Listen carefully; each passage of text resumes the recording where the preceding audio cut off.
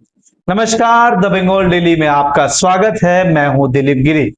आज रक्षाबंधन है, लेकिन क्या रक्षाबंधन सिर्फ भाई की कलाई पर राखी बांधने और उपहार देने का त्योहार है, या फिर इसके पीछे हजारों साल पुरानी कोई परंपरा और इतिहास छिपा है?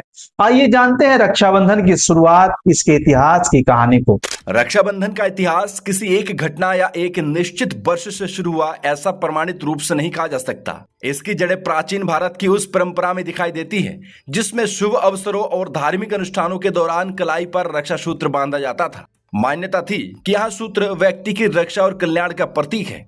प्राचीन ग्रंथों और परंपराओं में रक्षा सूत्र से जुड़ी कई कथाएं मिलती हैं। इनमें एक कथा देवताओं के राजा इंद्र और उनकी पत्नी इंद्राणी से जुड़ी हुई है।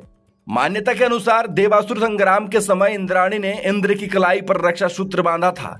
इसके बाद इंद्र युद्ध में विजयी हुए।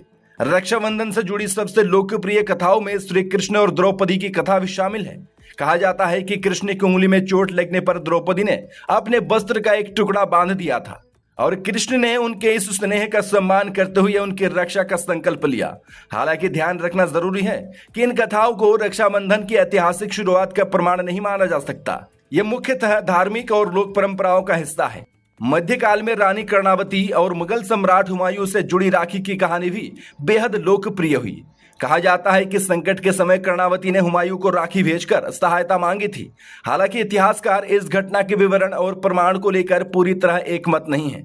इसके बाद आधुनिक भारत में राखी का एक नया सामाजिक अर्थ भी सामने आया।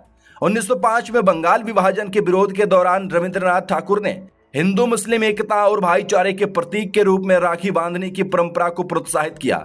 यानी राखी का अर्थ केवल भाई बहन के रिश्ते तक सीमित नहीं रहा, यहां प्रेम, विश्वास, सुरक्षा और सामाजिक एकता का प्रतीक भी बन गई। आज रक्षाबंधन पर बहन भाई की कलाई पर राखी बांधती है और भाई उसकी सुरक्षा, सम्मान और साथ का संकल्प लेता है।